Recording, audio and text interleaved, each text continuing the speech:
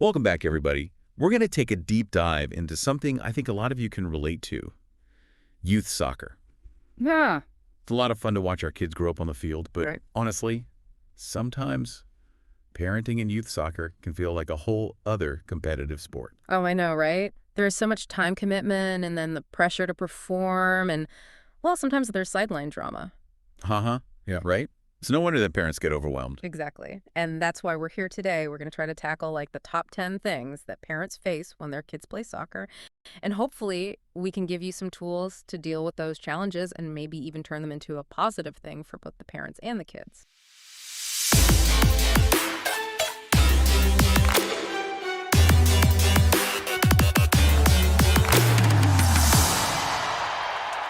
And you know, one thing that I think that's often overlooked is just the entire culture around youth sports now. Yeah.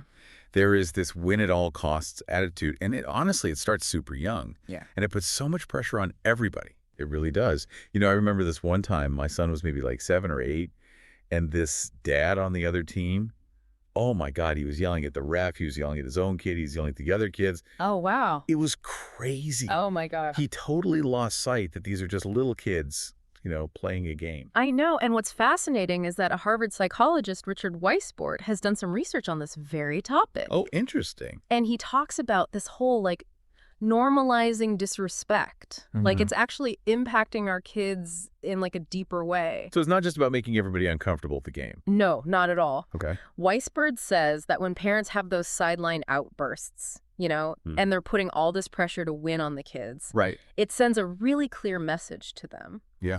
That their worth is, tied to their performance. That winning is more important than sportsmanship. Yeah.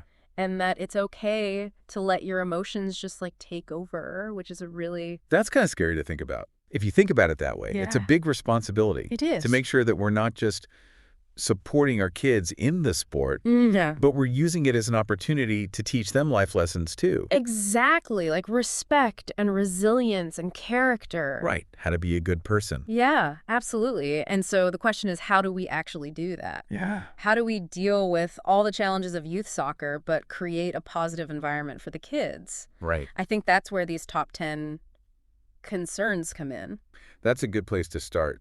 And I think number one on the list is probably something that every parent can relate to.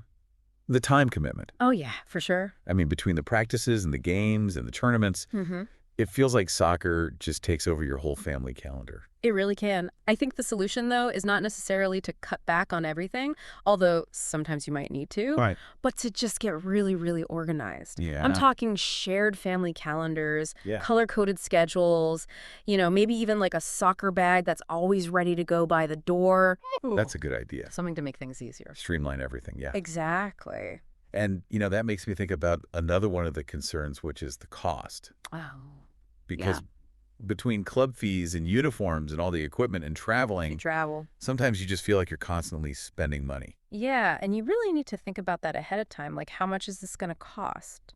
One of the best things you can do is sit down as a family and decide, okay, how much can we actually spend on this? Okay. And then look for creative ways to stay within that budget. Yeah. Maybe that means buying used equipment, carpooling to the tournaments with other families. Yeah, right. Just to make it work. That makes sense. And speaking of tournaments, they can be really stressful for parents. Oh, yeah. Because it's not just the travel and the expense. There's so much pressure to perform. Oh, absolutely. The stakes are higher. Totally. And that's where you have to remember why your kid is playing soccer in the first place. Are they playing for trophies, or are they there to have fun and learn and make new friends? Right. Hopefully that's what it's about. I hope so. So, okay, let's say that your kid really is passionate about soccer and they want to play competitively. How do you, as a parent, support that without pushing them too hard? Yeah, that's the question, right? And this leads us to another big concern, burnout. Oh, yeah. It's so easy for kids to get burned out. Yeah. And you really have to be aware of how they're feeling. Yeah. Are they still excited to go to practice? Are they enjoying the games, or are they acting tired and irritable? They just don't care anymore. Yeah, exactly. Yeah, that's a problem. That's definitely a red flag. But even if your kid isn't showing those signs of burnout, Yeah. I think it's important to be proactive and try to prevent it. Absolutely. So what are some things that parents can do? Well, one of the best things you can do is just make sure they get breaks. Okay.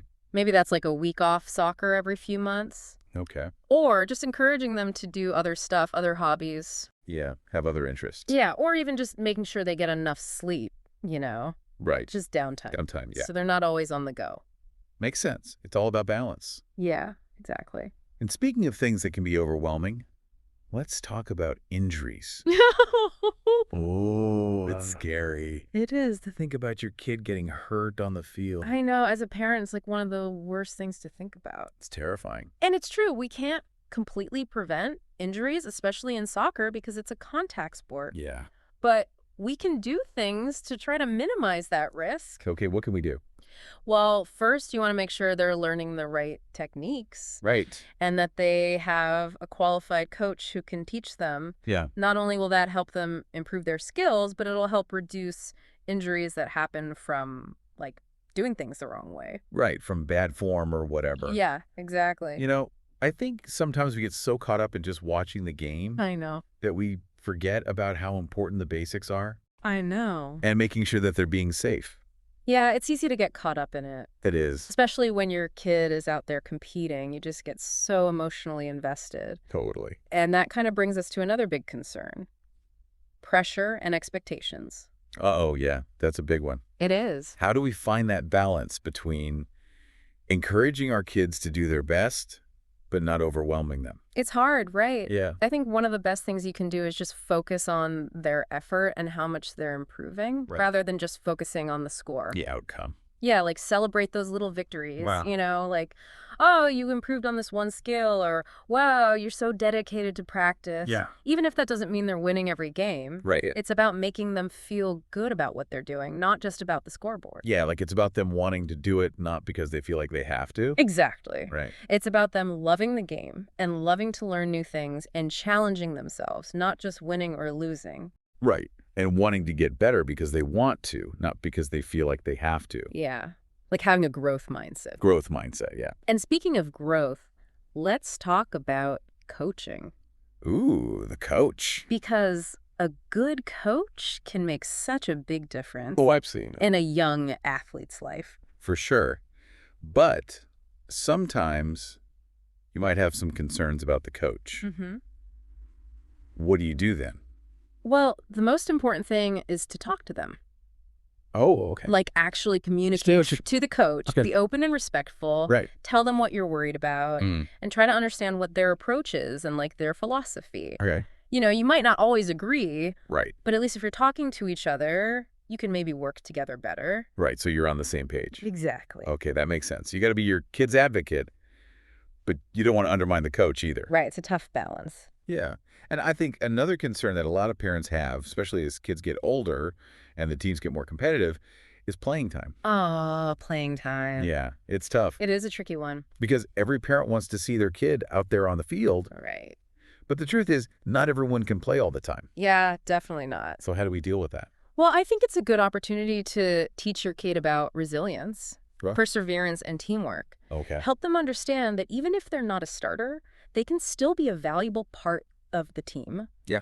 By working hard at practice, having a good attitude, and cheering on their teammates. Okay. That's still really important. Yeah. And if they're really upset about their playing time, encourage them to talk to the coach. Oh, yeah. It's a good way for them to practice communicating Right. and learning how to stand up for themselves, but in a respectful way. In the right way. Yeah. Exactly. Okay.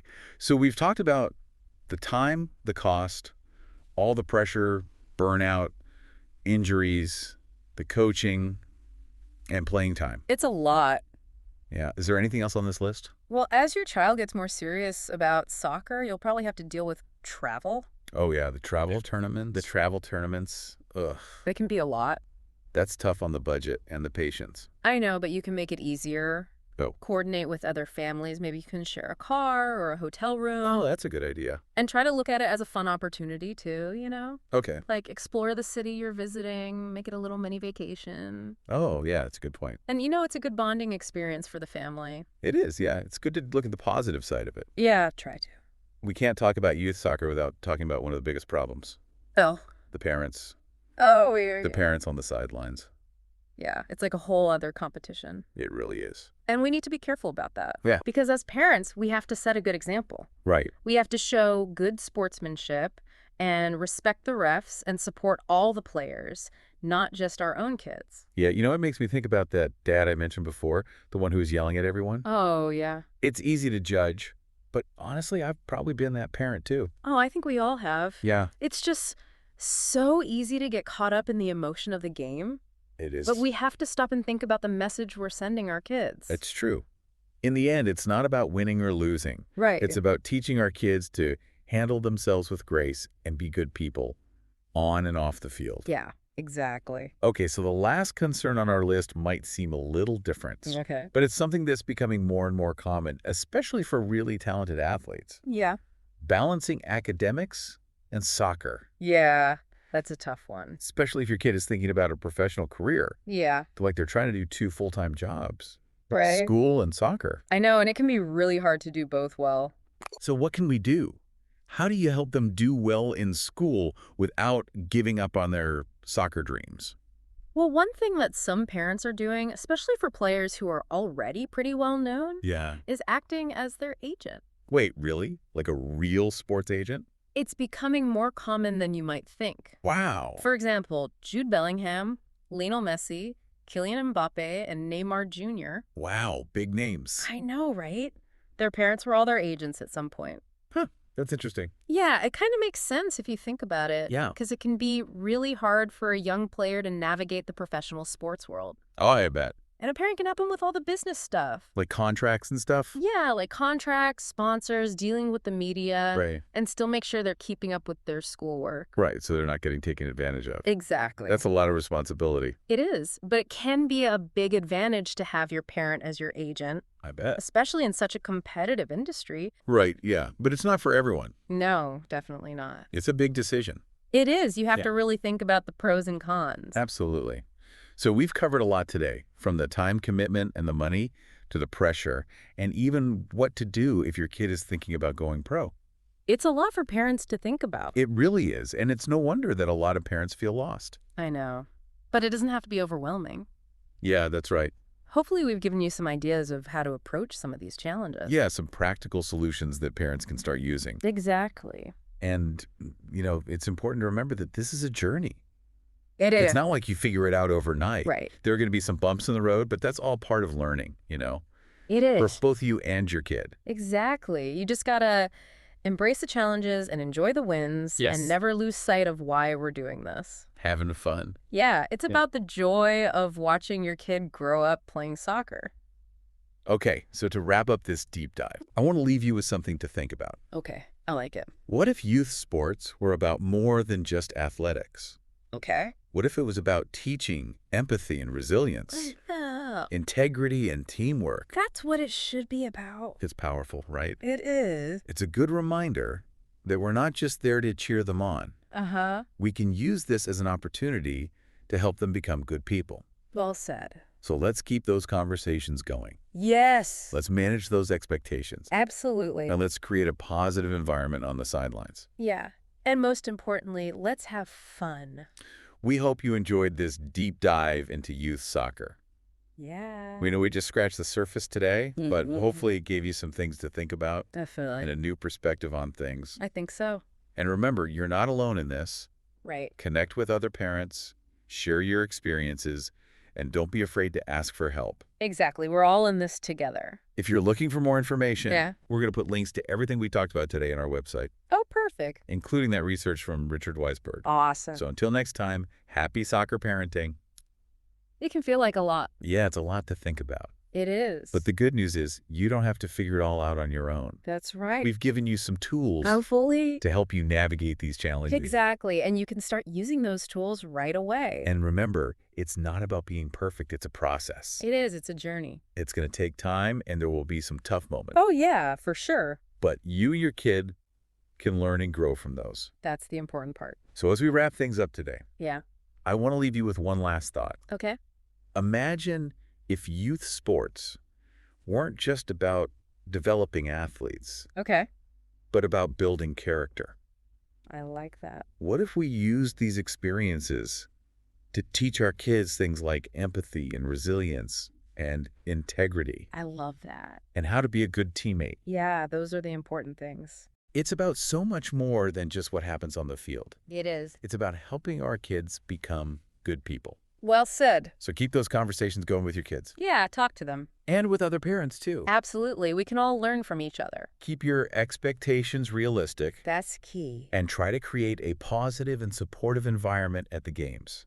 It makes a difference. We hope you enjoyed this deep dive into youth soccer. I did. We know we only scratched the surface today, Yeah, there's so much more we could talk about. but hopefully it gave you some new ideas and a fresh perspective. For sure. Remember, you're not alone in this journey. We're all in this together. Connect with other parents, share your experiences, and don't be afraid to ask for help. That's great advice. If you want more information on anything we talked about today, Yes. we'll be sharing links on our website, Awesome. including the research from Richard Weissbourd. Perfect. So until next time, happy soccer parenting.